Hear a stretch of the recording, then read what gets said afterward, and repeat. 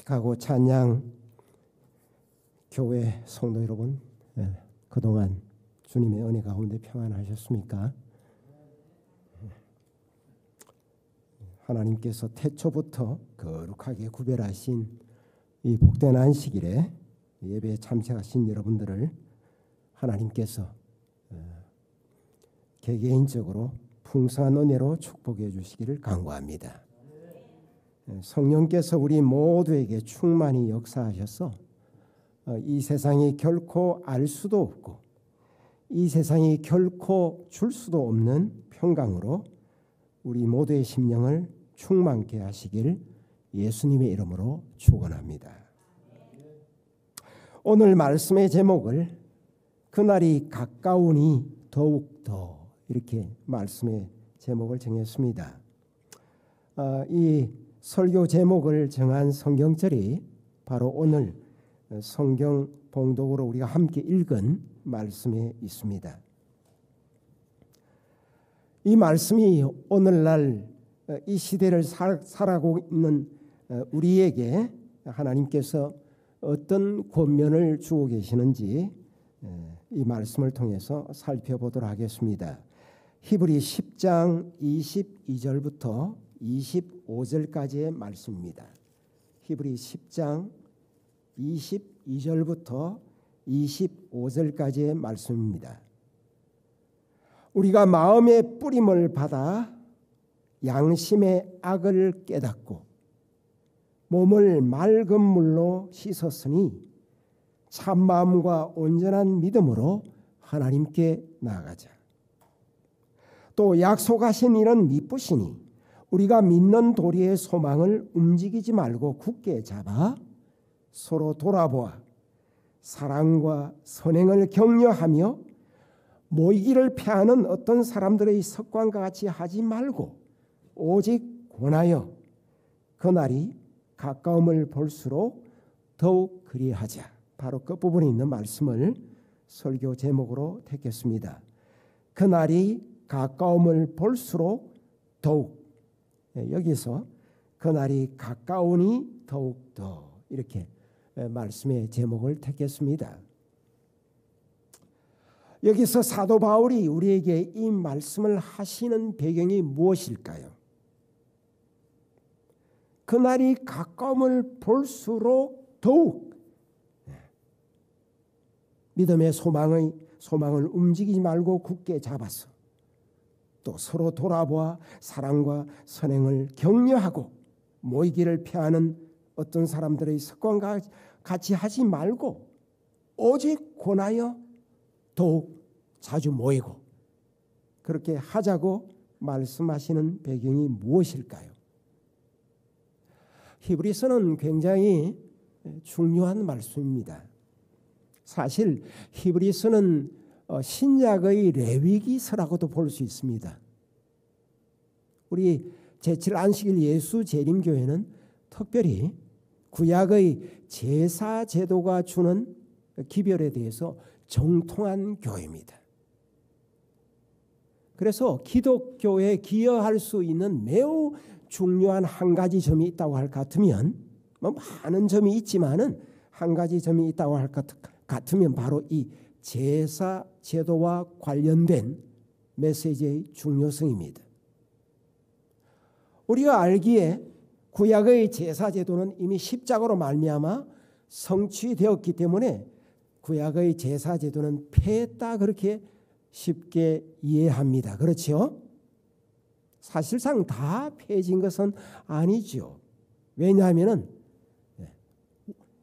구약은 그림자고 모형인데 실체와 원형은 예수 그리스도인데 예수 그리스도께서 하실 일이 아직도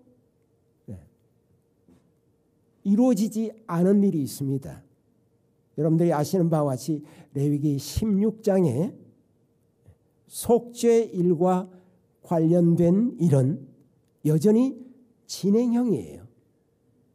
그런데 유감스럽게도 우리 재림교회를 제외한 전반적인 기독교의 상황이 어떻느냐 하면 이 메시지에 대해서는 완전히 모르고 있습니다.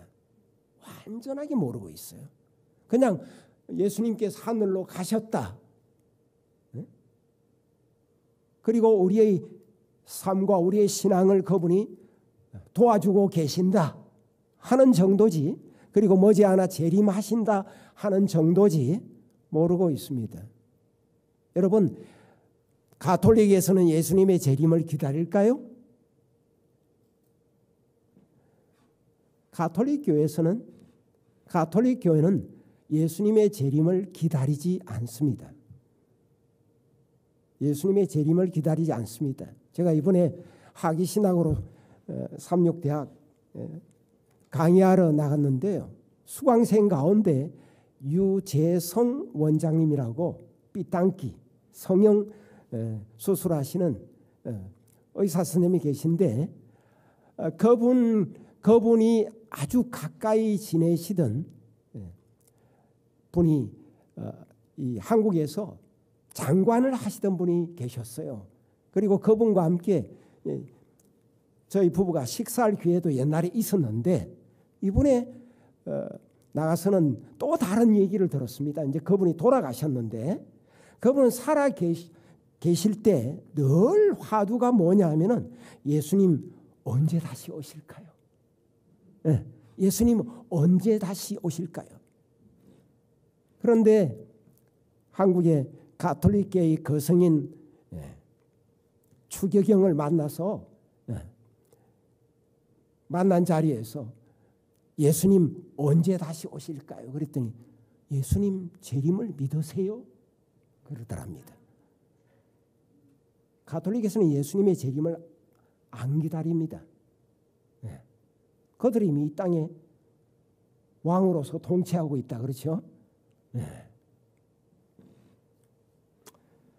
그래서 우리 재림교회가 기여할 신학의 아주 중요한 분야가 바로 뭐예요? 히브리서가 말하고 있는 메시지예요. 히브리서는 언제 기록되었느냐 하면 사도 바울에 의해서 기록되었는데, 예수님이 십자가에 돌아가시고 사흘 만에 부활하시고 성찬하셨다가 40일 만에 다시 오시고, 그죠? 참 40일 동안 계시고 성찬하신 후 AD 70년 예루살렘 성전이 회파되기 전 그 사이 기간 중에 히브리서가 기록되었습니다. 그러니 예수님의 재림과 예루살렘 도성의 멸망 사이에 사도 바울에 의해서 히브리서가 기록되었습니다. 히브리서를 기록했던 사도 바울은 예수님의 재림이 임박하다고 믿는 초기 크리스찬들이 옛날의 제사 제도로 돌아갈 위험성이 있었습니다. 뿐만 아니라 예루살렘 성전이 여전히 있기 때문에, 그죠? 그 돌아갈 위험성이 있는 그 백성들이 만약 예루살렘 성전이 무너지면, 그죠? 그들의 믿음도 위기에 처할 것을 보고 예수님께서 지금 뭘 하고 계시는지를 사도 바울이 메시지를 주고 있는 것입니다. 히브리서 8장 1절을 보면, 히브리서 8장 1절에 보면 이런 말씀이 나옵니다. 이제 한 말의 중요한 것은 이러한 대제사장이 우리에게 있는 것이라. 그가 하늘에서 위엄의 보좌 우편에 앉으셨으니. 이제 한 말의 중요한 것은, 그 말은 뭐냐면 여태까지 내가 한 말을 딱 요점을 짚어 말하면 이러한 대제사장이 우리에게 있는데, 그분은 하늘에서 위엄의 보좌 우편에 앉으셨다. 이 대제사장이 누구죠? 성천하신 분 예수 그리스도십니다. 그리고 히브리서 10장 19절에 보면, 그러므로 형제들아 우리가 예수의 피를 힘입어 성소에 들어갈 담력을 얻었나니 그 길은 우리를 위하여 휘장 가운데로 열어놓으신 새롭고 산 길이요 휘장은 곧 저의 육체니라. 또 하나님의 집 다스리는 큰 제사장이 계시매 그랬습니다. 예수 그리스도의 피를 힘입어 예수님의 십자가의 희생으로 마침내 성소에 들어갈 담력이 생겼다 그랬어요. 여기 말하고 있는 성소는 무슨 성소입니까? 하늘 성소를 말하고 있습니다. 하늘 성소에 들어갈 담력을 얻었나니 그 길은 우리를 위하여 휘장 가운데로 열어놓으신 새롭고 산 길이요 휘장은 곧 저의 육체니라. 예수님께서 십자가상에서 당신의 생명을 쏟으셨습니다. 당신의 육체가 십자가에서 훼손을 당하시고 그 목숨이 쏟아져서 피가 뿌려졌어요. 그렇게 해서 마침내 하늘 성소가 개통되는 그런 역사가 일어납니다. 이 히브리서 10장 19절에서 매우 중요한 한 단어가 쓰입니다. 그 말은 그 길은 우리를 위하여 휘장 가운데로 열어놓으신이라는 열어놓는다는 단어예요.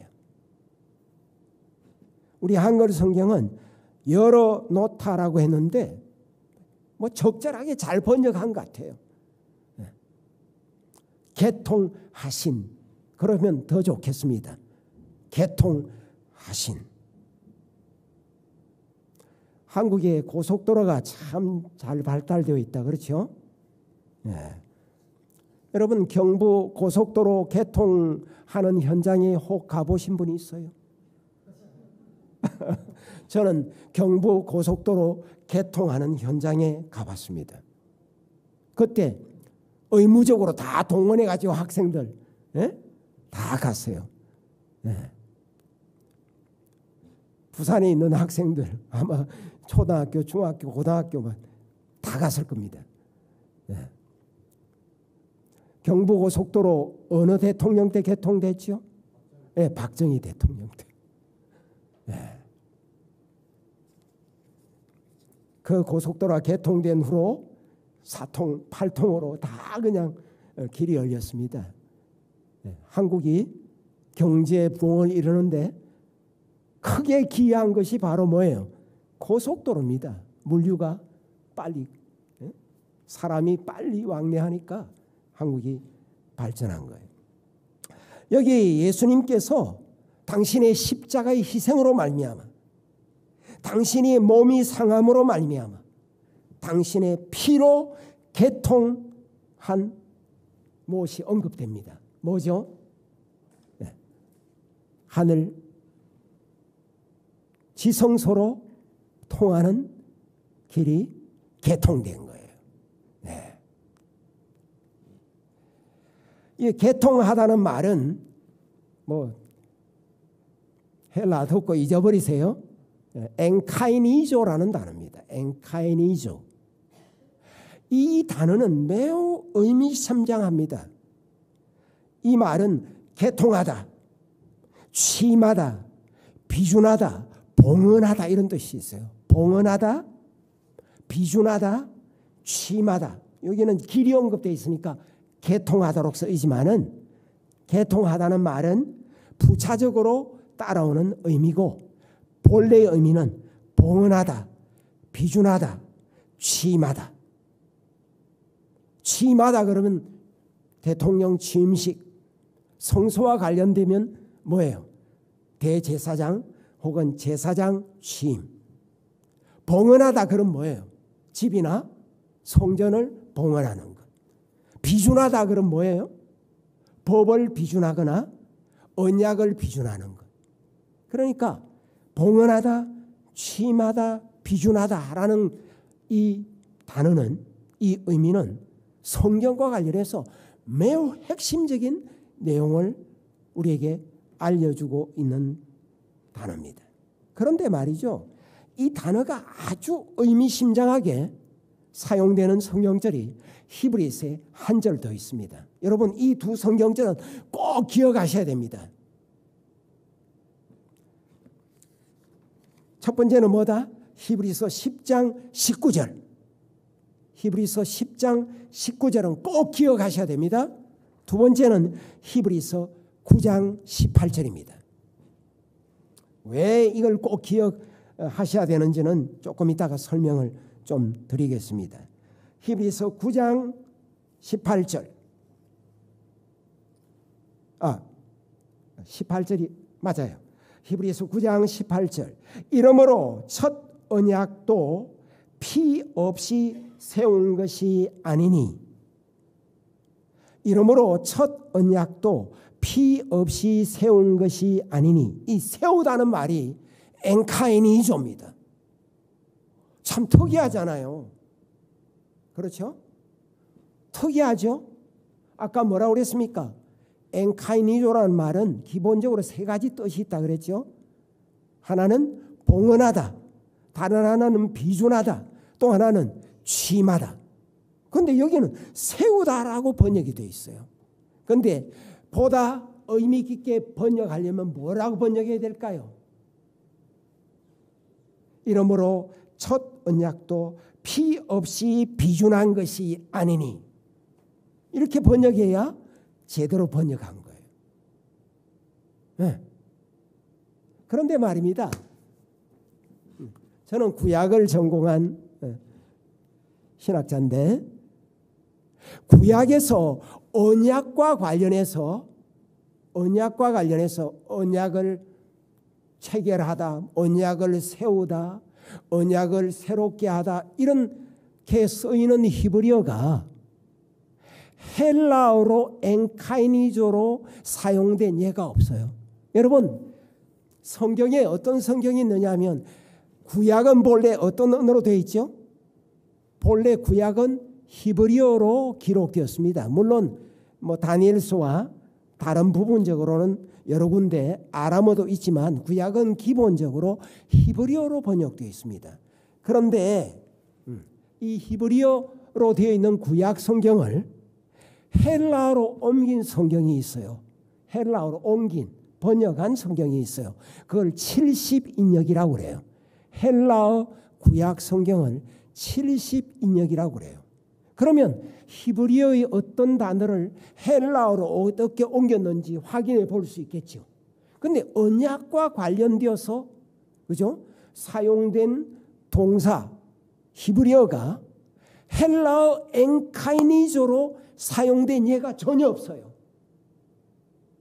언약과 관련해서. 네. 알겠어요? 네. 그런데 여기 히브리서 기자인 사도 바울은 첫 언약도 피 없이 비준한 것이 아니니 그렇게 말하고 있어요. 굉장히 중요한 두 성경절이에요. 이 엔카이니조라고 하는 이 헬라어는 성경에 딱 두 번 나와요. 신약 성경에 딱 두 번 나옵니다. 신약 성경에 딱 두 번 나오는데 그 두 번 다 어디에 나와요? 신약의 레위라고 볼 수 있는 히브리서에만 나옵니다. 네. 그죠? 히브리 10장 19절, 히브리 9장 18절 이 두 군데만 나옵니다. 그런데 왜 이 두 성경절이 중요하냐? 여러분 이 두 성경절을 꼭 기억하시기 바랍니다. 왜냐하면 심지어 재림교회 안에서도 어떤 사람들이 있어요. 조사심판은 없다. 하늘 성소는 없다. 그죠? 이렇게 주장하는 사람들이 있어요. 네. 그렇기 때문에 이 두 성경절을 아는 것은 매우 중요합니다.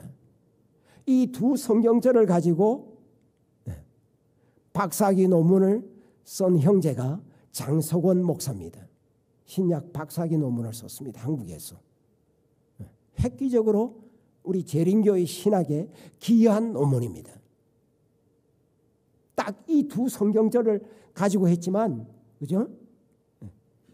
이 두 성경절의 나오는 이 엔카이니조를 가지고 박사학위 논문을 썼어요. 왜냐하면 이 단어가 너무나도 중요한 단어이기 때문에.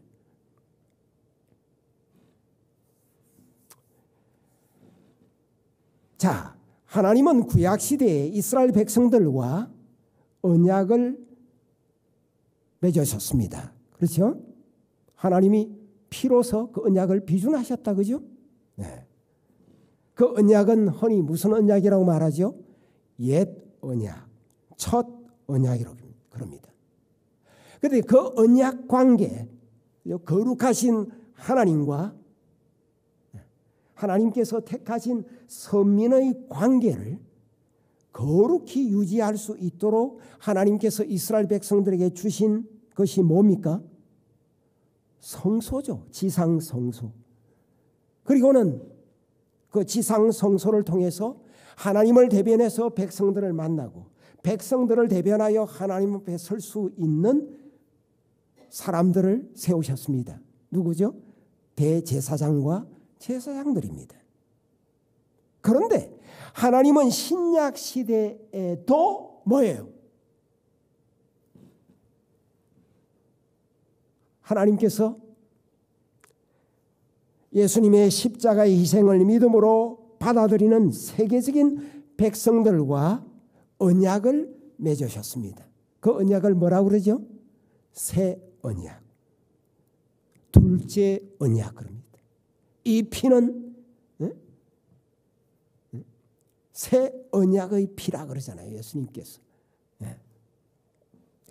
그래서 신약 시대에는 하나님은 예수님의 십자가의 희생을 믿음으로 받아들인 세계적인 백성들과 새 언약을 맺으셨고 성찬하신 예수님은 대제사장으로 취임하셨습니다.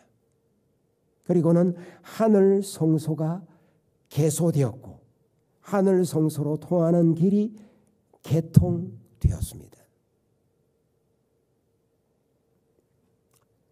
그런데 말이죠, 이 엔카이니조라고 하는 헬라어가 구약에서 성소와 관련되어서 쓰인 예는 없어요. 그런데 엔카이니조를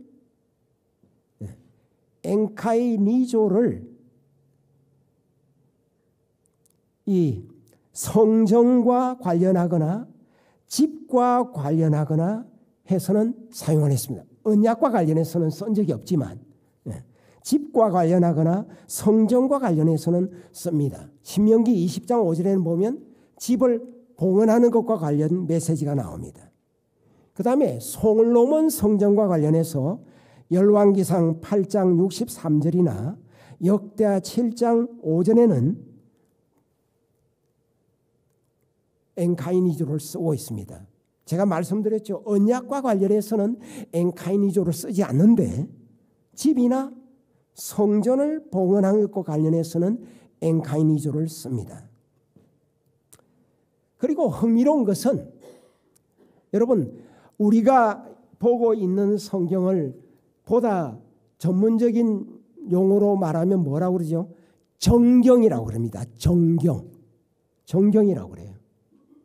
그러면 정경이라고 그러면 발을 정자니까 틀린 경전도 있겠네요. 위경도 있습니다. 그 다음에 정경 밖의 경전도 있어요. 그걸 외경이라고 그래요. 위경은 거릇된 가르침이 들어있고 외경은 그러나 역사적인 배경을 이해하는 데 도움이 되는 경전입니다. 우리는 그걸 정경으로 받아들이지 않아요. 외경 가운데 뭐가 있냐면 마카비스가 있습니다. 마카비스는 뭐냐면은 헬라와 정책을 추진하던 시리아의 안티오코스 에피파네스 왕이 헬라 정책을 아주 강화하여 예루살렘 성전을 더럽히고 번제단에 돼지 피를 붓고 하는 그런 그 일을 했습니다. 그렇게 해서 이 마카비 형제들이 독립전쟁을 벌입니다. 그래야 마침내 유다스 마카베오스는 기원전 165년에 성전을 정결케 하여 하나님께 재봉헌합니다. 그걸 기념하는 것이 뭐냐 하면은 신약의 요한복음에 나옵니다. 요한복음 10장 22절에 수전절이 되매 수전절 수전절이라고 하는 것이 뭐냐면은 영어로 말하면 Festival of Rededication, 재봉헌 축제예요. 그래서 이 이방인들에 의해서, 이방 왕에 의해서 부정케 되었던 예루살렘 성전을 재봉헌하는 것을 기념하는 절기가 수전절이에요. 그런데 마카비 1서 4장에 보면 바로 이 수전절의 과정이 쭉 나옵니다. 마카비 2서에도 나옵니다. 그런데 아까 엔카이니조라는 단어가 마카비 1서 4장 30절, 54절, 5장 1절에 엔카이니조가 써요. 제가 말씀드렸죠. 언약과 관련해서는 쓰이지 않지만 흥미롭게도 집을 봉헌한다, 성전을 봉헌한다 할 때는 이것이 쓰였어요. 그리고 참 흥미로운 것은 엔카이니조라는 이 헬라어와 관련된 명사들이 성소와 관련해서 쓰인 예가 있습니다. 그것은 이 성경에 민수기 7장 10절, 11절, 84절, 88절에 나옵니다. 심지어는 민수기 7장에 보면 10절, 84절, 88절에 히브리어로 하누카라는 단어가 나옵니다. 하누카. 이 하누카라고 특별히 민수기 7장은 뭐냐면은 번제단의 봉헌과 관련된 내용입니다. 여러분, 모세 오경 가운데 가장 절수가 많은 장이 무슨 장인지 아세요? 바로 민수기 7장입니다. 민수기 7장이 모세 오경 가운데 가장 절수가 많은 장이에요. 무엇의 봉헌과 관련되어 있을까요? 번제단.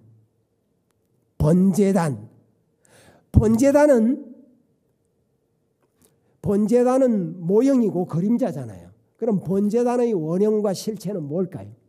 십자가입니다. 십자가예요. 예수님의 십자가의 희생을 상징하는 것이 구약의 번제단입니다.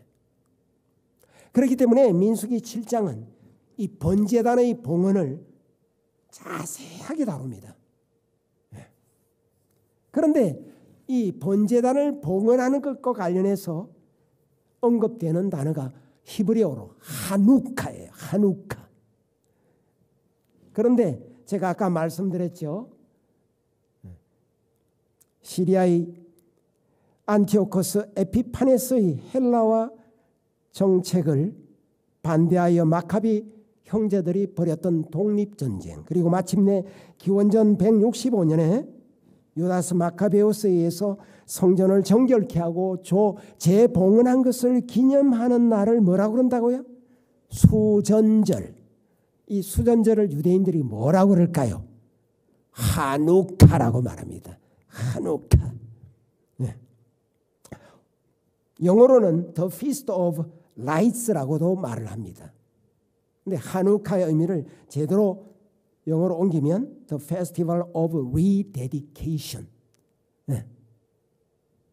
성전을 재봉헌한 절기, 그 말이에요.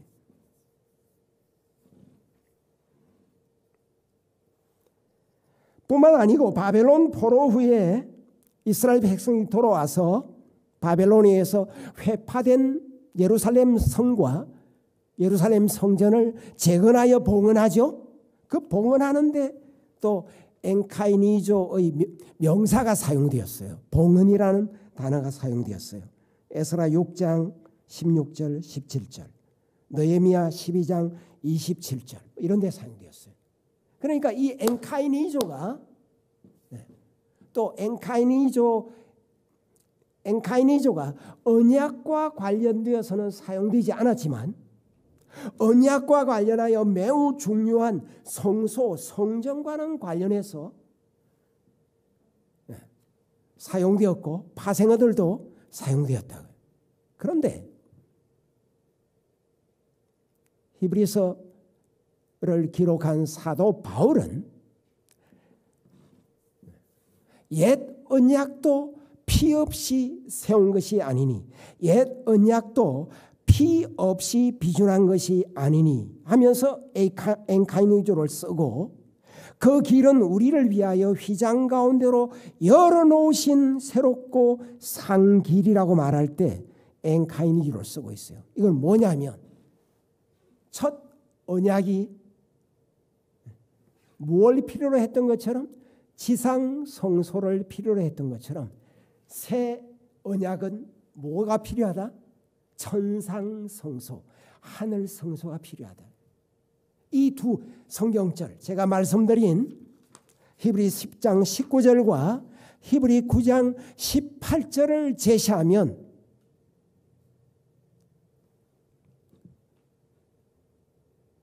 헛된 주장들을 하는 사람들의 공박을 단번에 막아낼 수 있습니다. 하늘에 성소가 없다고 하는 주장이나 조사 심판이 없다고 하는 주장을 그냥 막아낼 수 있어요. 네. 그래서 이 두 성경절은 꼭 기억해 두시기 바랍니다. 여러분. 지금 예수님은 하늘에서 무슨 일을 하고 계십니까?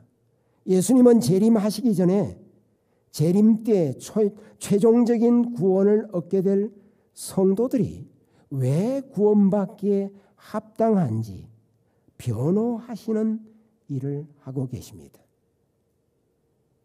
우리는 그것을 뭐라고 말하죠? 재림전 심판. 시간적으로 말하면 재림전 심판. 내용적으로 말하면 조사 심판이라고 말합니다. 다니엘서가 그 장면을 잘 묘사하고 있죠. 다니엘 7장 9절 10절.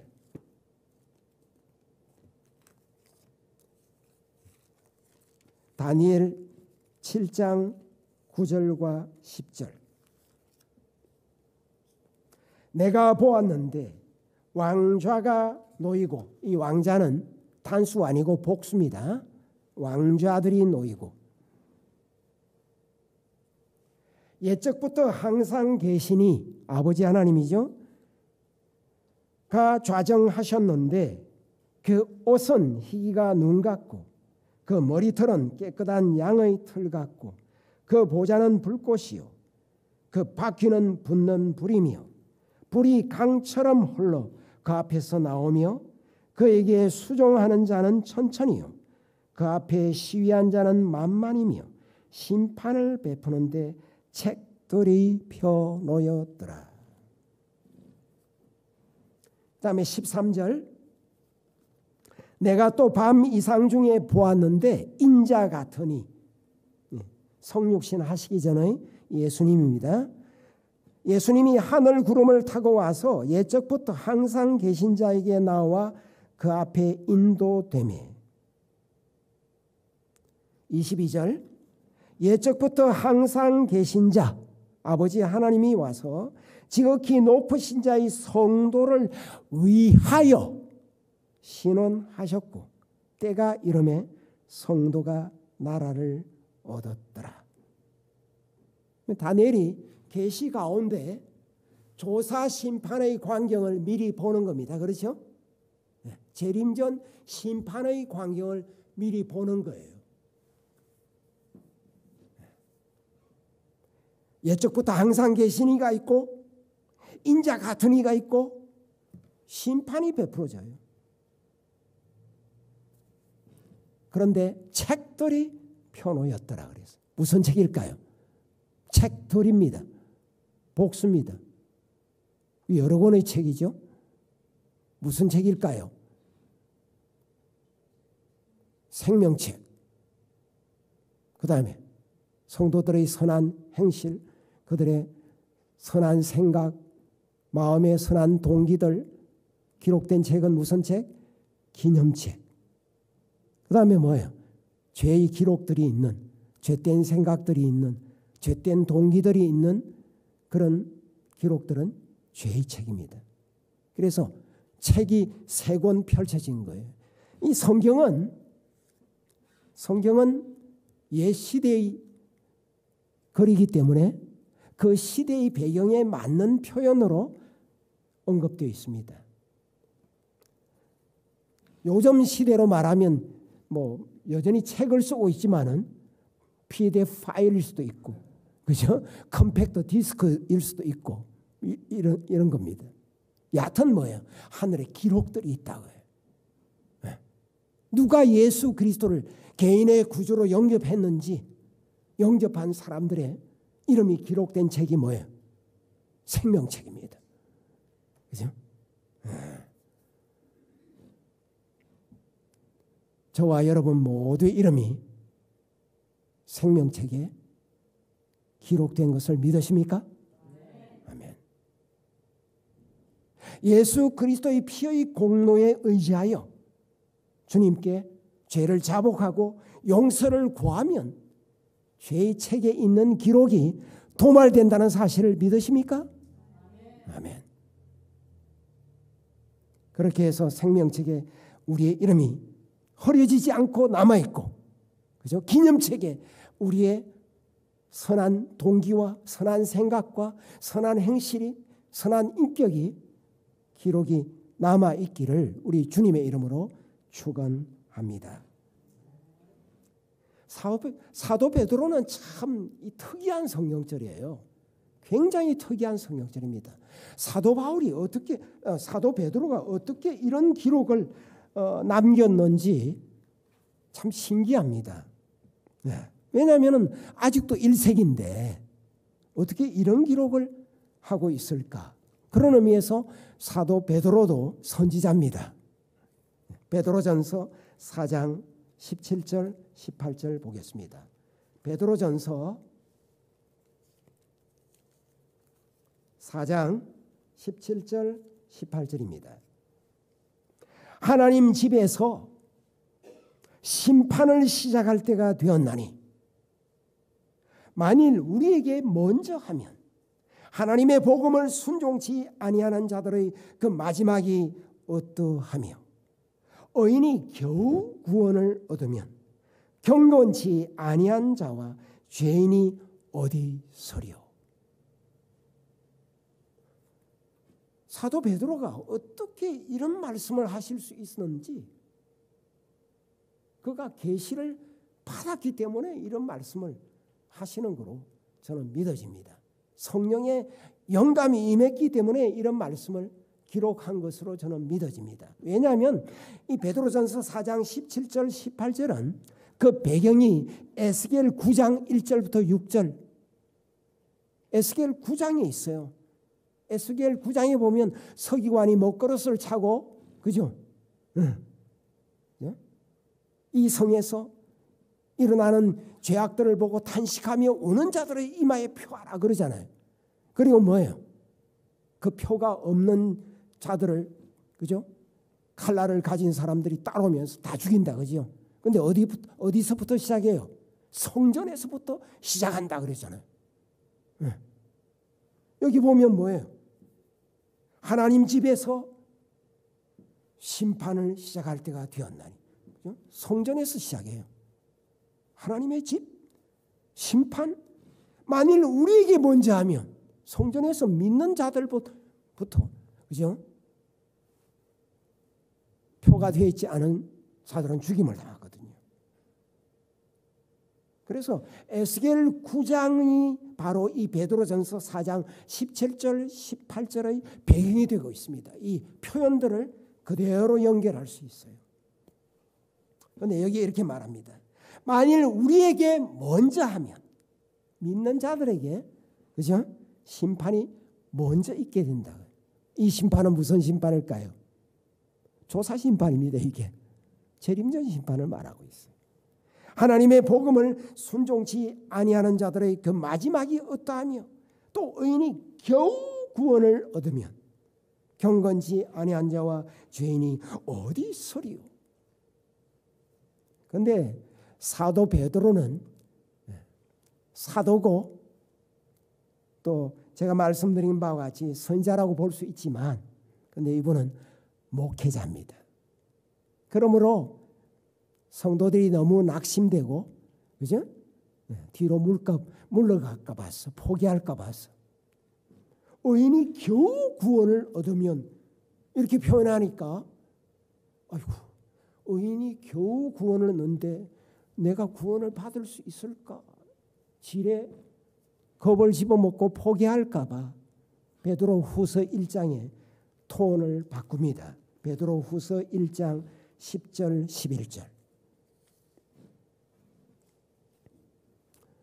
베드로후서 1장 10절 11절. 그러므로 형제들아 더욱 힘써 너희 부르심과 택하심을 굳게 하라. 너희가 이것을 행한 적 언제든지 실족지 아니하리라. 이같이 하면 우리 주 곧 구주 예수 그리스도의 영원한 나라에 들어감을 넉넉히 너희에게 주시리라. 베드로후서 4장 17절 18절에는 의인이 겨우 구원을 얻는다 했는데 베드로후서 1장 11절에는 넉넉히 이렇게 말하고 있습니다. 단 조건이 있죠. 더욱 힘써 너희 부르심과 택하심을 굳게 하면 언제든지 실족하지 아니하고 넉넉히 영원한 나라에 들어감을 하나님이 주실 것이다.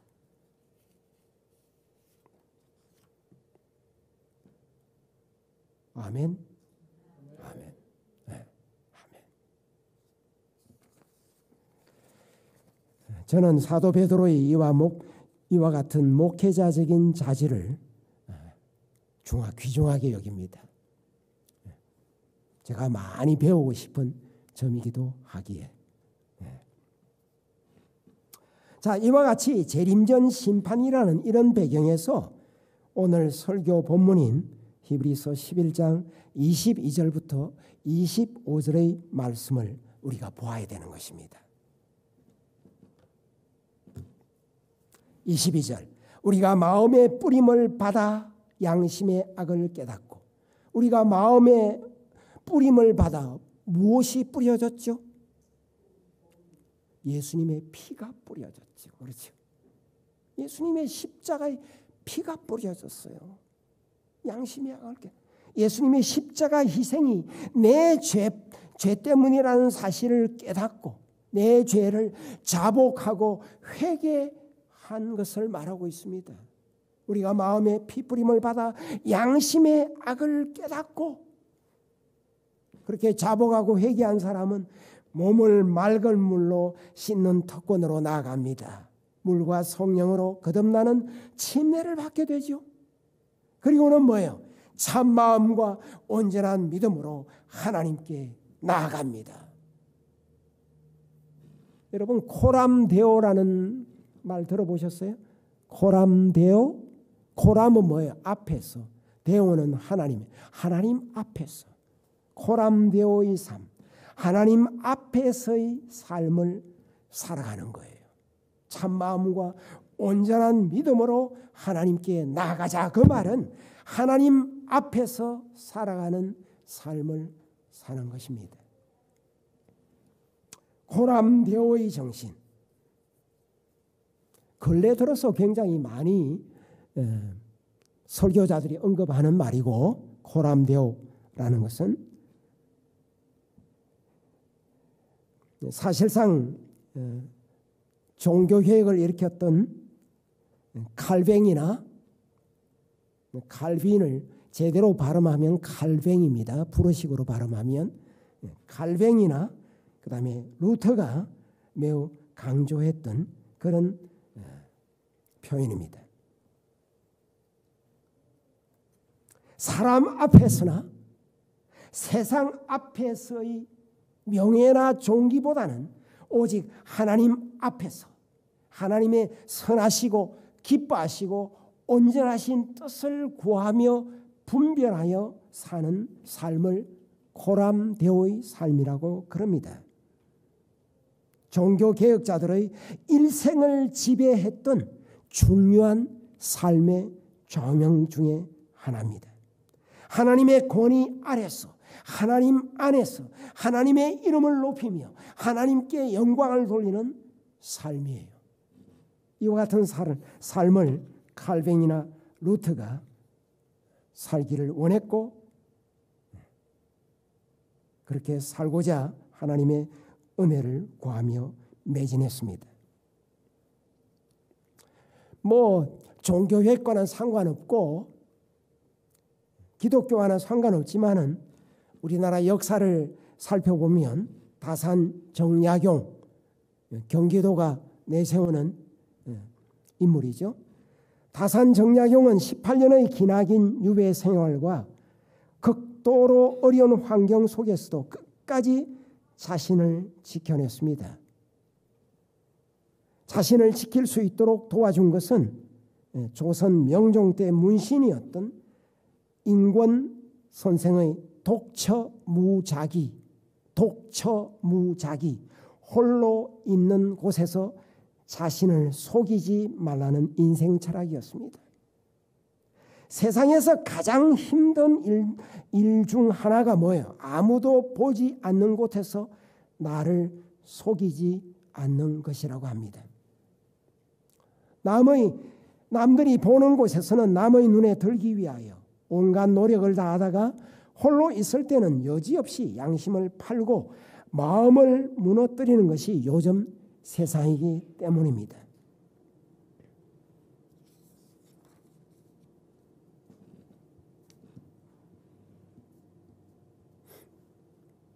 산속 깊은 곳, 아무도 없는 곳에 홀로 머물더라도 더욱더 나 자신을 속이지 않는 독처무자기, 평생 가슴에 새겨 잊지 말고 실천해야 할 선언의 말씀입니다.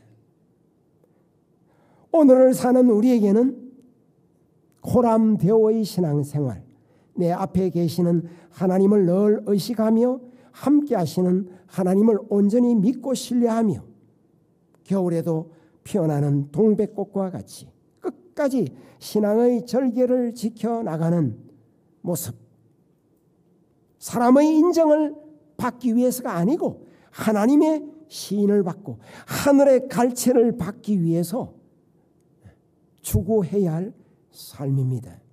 사람은 외모를 보지만 하나님은 중심을 보시기 때문입니다.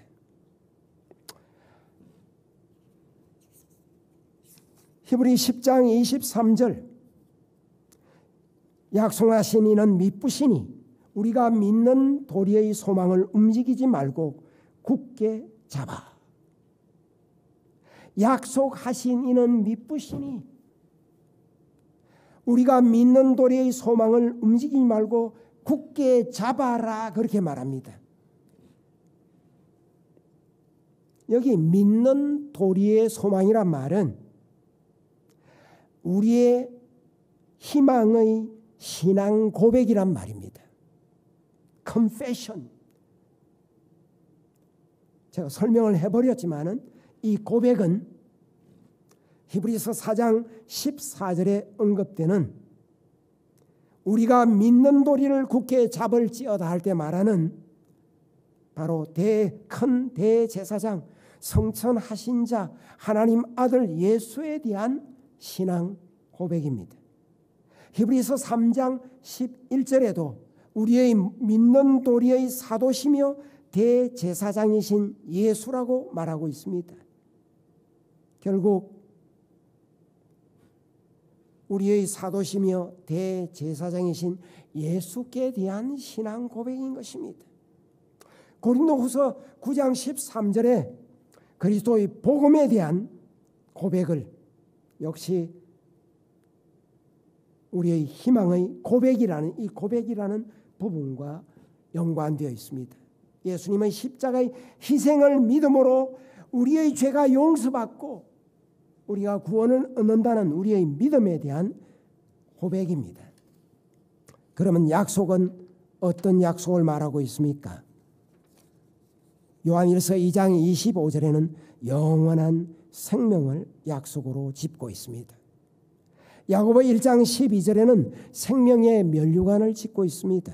야고보 2장 5절에는 약속하신 나라를 말하고 있습니다. 히브리 4장 15절 16절은 긍휼하심을 받고 때를 따라 돕는 은혜의 약속을 말하고 있습니다. 이 약속을 우리의 신앙 고백과 함께 굳게 잡을 것을 사도 바울은 우리에게 말하고 있습니다. 24절에 보면 서로 돌아보아 사랑과 선행을 격려하며 그랬습니다.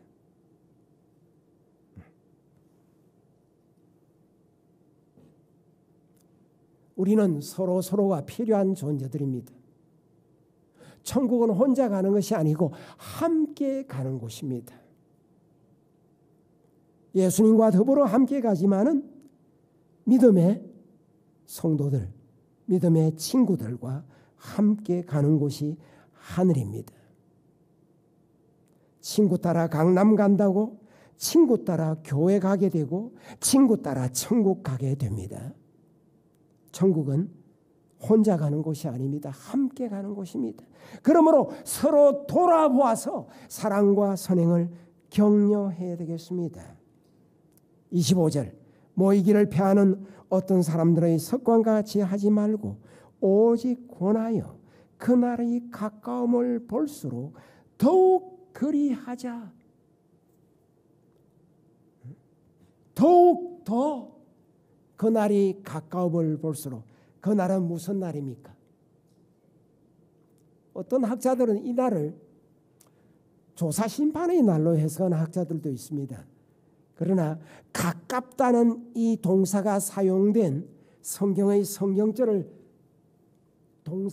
그 동사가 무엇과 관련됐는지 짚어보면 구약에서는 주의 날이 많이 사용되었고 신약에서는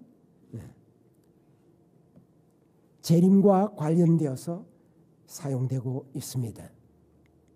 히브리서 11장 37절에 보면 잠깐 후면 오실 이가 오시리니 지체하지 아니하시리라.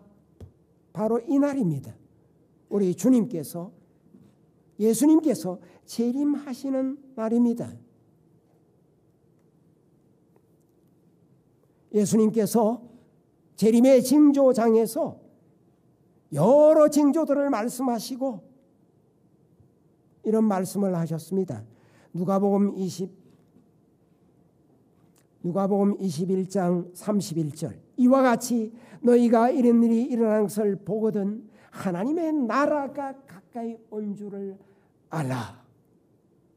누가복음 21장 28절은 이런 일이 되기를 시작하거든 일어나 머리를 들라 너희 구속이 가까웠느니라. 이 가깝다는 말이 상되었죠. 마가복음 13장 29절 이와 같이 너희가 이런 일이 일어나는 것을 보거든 인자가 가까이 곧 문 앞에 이런 줄 알라. 이 가까이란 말이 나와 있죠.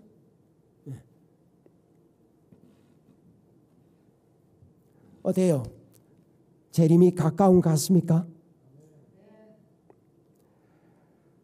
제가 이와 같은 때에 어떻게 살아야 할까, 무슨 일을 해야 될까 많은 생각들을 합니다. 지구 생태계가 고장이 났습니다. 고장난 모습이 역력합니다. 엉망진창입니다. 얼마 전에 이 우주를 연구하는 학자들이 지구에 달에 사람이 살 수 있는 구덩이들이 있다고 인터넷에 나와 있는 걸 보게 되었어요. 이 우주를 연구하는 학자들은 이 지구를 벗어나서 인류가 살 어떤 다른 위성이 있는지 계속 찾고 있습니다. 왜? 지구가 고장이 났으니까. 지구가 어느 정도로 고장이 났습니까? 제가 자료 하나를 제 카톡에 올려왔습니다. 대기의 강이라고. 들어보셨죠, 여러분? 대기의 강. 대기의 강은 뭐냐면 대기 중에 수증기가 대규모의 기류를 이루어 좁고 길게 흐르는 현상입니다.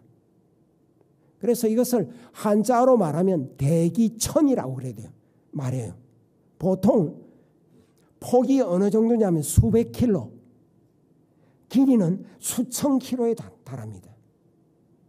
하나의 대기천이 평균적으로 지구에서 가장 큰 강인 아마존 강보다 2배 이상의 수증기를 운반할 수 있다고 그렇게 알려져 있습니다. 이 대기의 강이라는 것은 1990년대에 이 용어가 만들어졌고 실제로 이 강이 여러 개의 대기의 강이 지구 전역에 있는데 그러나 지구 생태계가 엉망이 되어버렸기 때문에 이제 이 대기의 강이 이상기후로 말미암아 이곳저곳을 뭐예요? 대기의 강이 형성되어서 이것이 이제 산맥을 만나면 비가 됐는지 눈이 돼요. 어떤 때는 폭설이 오고 어떤 때는 폭우가 내리고 거기다가 태풍까지 겹치면 그 여파가 엄청납니다. 얼마 전에 태풍 개미입니까? 개미였습니까? 지금도 아직도 영향권에 있죠. 아시아가. 대만에 말이죠. 하루에 비가 어느 정도로 내렸느냐 하면 거의 1000mm 가까이 내렸습니다. 1000mm 가까이. 여러분 1000mm의 비가 얼마인지 아십니까? 1000mm면 100cm, 1m입니다. 물이 그냥 내리는 곳곳 쌓여서 1m라고 그러는데 땅은 뭐예요? 기복이 있기 때문에 모이면 엄청난 물이 되는 것입니다. 폭우, 그죠? 태풍, 화산 폭발, 지진, 폭염. 미국의 데스밸리는 얼마 전에 보니까 50도가 넘어가더라고요. 50도씨가 넘어갔습니다. 어때요? 이런 일이 되기를 시작하거든 일어나 머리를 들라 너희 구속이 가까우니라. 하나님의 나라가 가까이 온 줄을 알라. 이때의 하나님의 나라는 은혜의 왕국을 말하는 게 아닙니다. 이것은 뭐예요? 영광의 왕국인 가까이 온 줄을 알라 그 말입니다. 제가 말씀을 이제 줄여야 되겠습니다. 예수님께서 요한계시록 22장 7절과 12절에서 보라 내가 속히 오리라 말씀하셨습니다. 요한계시록 22장 20절에는 내가 진실로 속히 오리라 그렇게 말씀하셨습니다. 마치는 말씀으로 베드로전서 4장 7절부터 있는 말씀을 보겠습니다. 베드로전서 4장 7절부터 11절입니다. 만물의 마지막이 가까웠으니 그러므로 너희는 정신을 차리고 근신하여 기도하라. 무엇보다도 열심으로 서로 사랑할지니 사랑은 헛한 죄를 덮느니라. 서로 대접하기를 원망 없이 하고 각각 은사를 받은 대로 하나님의 각양 은사를 맡은 선한 청지기 같이 서로 봉사하라. 만일 누가 말하려면 하나님의 말씀을 하는 것 같이 하고 누가 봉사하려면 하나님의 공급하시는 힘으로 하는 것 같이 하라. 이는 범사에 예수 그리스도로 말미암아 하나님이 영광을 받으시게 하려 함이니 그에게 영광과 권능이 세세 무궁토록 있느니라. 아멘. 말씀을 마치겠습니다.